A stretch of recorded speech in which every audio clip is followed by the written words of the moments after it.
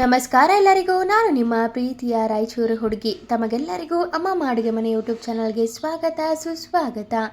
ಇವತ್ತಿನ special recipe ಏನಪ್ಪ ಅಂದರೆ ಸಖತ್ ಟೇಸ್ಟಿಯಾಗಿರೋ ಹಾಗೆ ಹೆಲ್ದಿ ಆಗಿರುವಂತಹ ಹೋಟೆಲ್ ಶೈಲಿಯಲ್ಲಿ ಮಾಡುವಂತಹ ಉಪ್ಮಾನ ಯಾವ ರೀತಿ ಮಾಡೋದು ಅಂತ ನೋಡ್ಕೊಂಡು ಬರೋಣ. ಮೊದಲಿಗೆ ಈ ಉಪ್ಮಾನ ಮಾಡಲಿಕ್ಕೆ ಕೇಸರಿ ರವಾನ ತೊಗೊತಾ ಇದ್ದೀವಿ. ಇಲ್ಲಿ 2-3 ಕಪ್ಪಷ್ಟು ಕೇಸರಿ ರವಾನ ತೊಗೊತಿದ್ದೀವಿ. ಈ ಕೇಸರಿ ರವಾನ ಸ್ವಲ್ಪ ಹುರ್ಕೋಬೇಕಾಗುತ್ತೆ ಅಥವಾ ಸ್ವಲ್ಪ ಬಿಸಿ ಮಾಡ್ಕೋಬೇಕು. ಹಾಗೆ ಒಗ್ಗರಣೆಗೆ 1 ಮೀಡಿಯಂ ಸೈಜ್ ಈರುಳ್ಳಿ, 1 ಟೊಮೆಟೊ ಹಾಗೆ ಸ್ವಲ್ಪ ಕರಿಬೇವನ್ನ ತೊಗೊತಾ ಇದ್ದೀವಿ. ಹಾಗೆ ಮತ್ತೊಂದು ಕಡೆ ಒಂದು ಬಾಣಲಿ ಕೂಡ ಕಾಯಲಿಕ್ಕೆ ಇಟ್ಟಿದ್ದೆ. ಬಾಣಲಿ ಇನ್ನೇನು ಕಾದಾಗಿದೆ ಅಂದಮೇಲೆ 2-3 ಟೇಬಲ್ ಸ್ಪೂನ್ ಅಷ್ಟು ಎಣ್ಣೆನ ಹಾಕೋಬೇಕು. ಎಣ್ಣೆ ಇನ್ನೇನು ಕಾದಾಗಿದೆ ಅಂದಮೇಲೆ ಅರ್ಧ ಟೇಬಲ್ ಸ್ಪೂನ್ ಜೀರಿಗೆ, ಅರ್ಧ ಟೇಬಲ್ ಸ್ಪೂನ್ ಸಾಸಿವೆನ ಹಾಕೋಬೇಕು. ಜೀರಿಗೆ ಸಾಸಿವೆ ಚಟಪಟ ಅಂದಮೇಲೆ 2-3 ಟೇಬಲ್ ಸ್ಪೂನ್ ಅಷ್ಟು ಶೇಂಗಾ ಕಾಳನ್ನು ಹಾಕ್ತಾ ಇದ್ದೀನಿ. ಶೇಂಗಾ ಕಾಳು ಸ್ವಲ್ಪ ಫ್ರೈ ಆಗಬೇಕು, ಅಲ್ಲಿವರೆಗೂ ಅದನ್ನು ಫ್ರೈ ಮಾಡ್ಕೋಬೇಕು. ಹಾಗೆ ಇದೇ ಹಂತದಲ್ಲಿ ಸ್ವಲ್ಪ ಕರಿಬೇವು ಕೂಡ ಹಾಕ್ತಾ ಇದ್ದೀನಿ. ಹಾಗೆ ಮುಂಚೆನೇ ಹೆಚ್ಚಿ ಇಟ್ಕೊಂಡಿರುವಂತಹ 1 ಮೀಡಿಯಂ ಸೈಜ್ ಈರುಳ್ಳಿನ ಇದೇ ಹಂತದಲ್ಲಿ ಹಾಕಿ ತುಂಬ ಚೆನ್ನಾಗಿ ಫ್ರೈ ಮಾಡ್ಕೋಬೇಕು.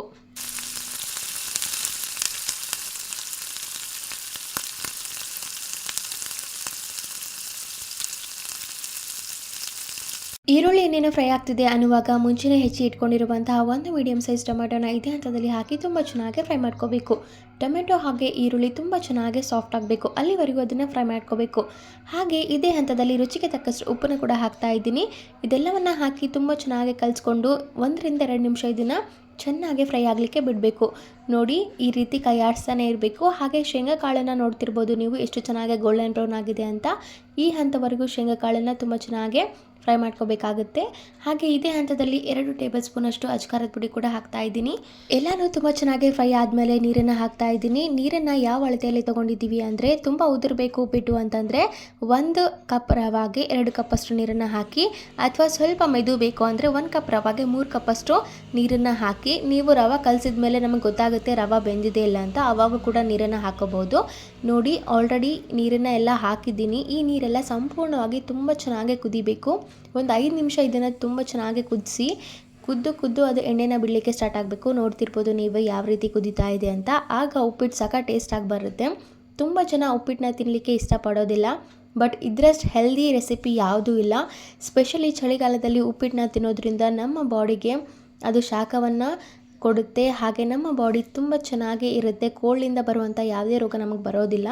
ನೀವೇ ನೋಡ್ತಿರ್ಬೋದು ನೀರು ಎಷ್ಟು ಚೆನ್ನಾಗಿ ಕುದೀತಿದೆ ಅಂತ.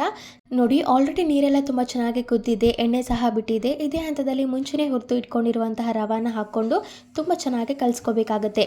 ಒಂದು ಕಡೆಯಿಂದ ರವೆ ಹಾಕಿದರೆ ಮತ್ತೊಂದು ಕಡೆಯಿಂದ ಅದನ್ನು ಕಲಿಸ್ತಾನೆ ಇರಬೇಕು, ಇಲ್ಲಾಂದರೆ ರವೆ ಗಂಟಾಗ್ಬಿಡುತ್ತೆ.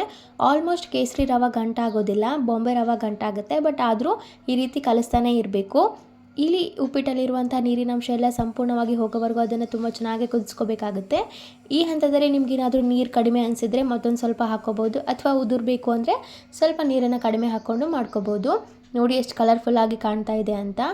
ನಾವು ಎಲ್ಲನೂ ಹಾಕಿ ತುಂಬ ಚೆನ್ನಾಗಿ ಕಲಿಸ್ಕೊತಾ ಇದ್ದೀವಿ. ನೀರು ಹೋಗೋವರೆಗೂ ಇದನ್ನು ಕಲಿಸ್ಕೊಂಡು 1-2 ನಿಮಿಷ ಈ ರೀತಿ ಮುಚ್ಚಿ ಹಬೆಯಲ್ಲಿ ಬೇಯಿಸಿದರೆ ಸಾಕಾಗುತ್ತೆ. ಸಖತ್ ಟೇಸ್ಟಿಯಾಗಿರೋ ಉಪ್ಪಿಟ್ಟು ತಿನ್ನಲಿಕ್ಕೆ ರೆಡಿಯಾಗಿರುತ್ತೆ. ಸೊ ಇದಾಗಿತ್ತು ಇವತ್ತಿನ ಸ್ಪೆಷಲ್ ಹಾಗೆ ಆರೋಗ್ಯಕರವಾದ 5 ನಿಮಿಷದಲ್ಲಿ ಮಾಡ್ಕೋಬಹುದಾದ ಮಾರ್ನಿಂಗ್ ಬ್ರೇಕ್ಫಾಸ್ಟ್ ರೆಸಿಪಿ. ಈ ರೆಸಿಪಿ ನಿಮ್ಗೆ ಏನಾದರೂ ಇಷ್ಟ ಆಗಿದ್ದರೆ ಅಮ್ಮಮ್ಮ ಅಡುಗೆ ಮನೆ ಯೂಟ್ಯೂಬ್ ಚಾನಲನ್ನು ಲೈಕ್ ಮಾಡಿ, ಶೇರ್ ಮಾಡಿ, ಕಮೆಂಟ್ ಮಾಡಿ, ಹಾಗೂ ಅಮ್ಮಮ್ಮ ಅಡುಗೆ ಮನೆ ಯೂಟ್ಯೂಬ್ ಚಾನಲನ್ನು ಸಬ್ಸ್ಕ್ರೈಬ್ ಮಾಡಿ. ಧನ್ಯವಾದಗಳು.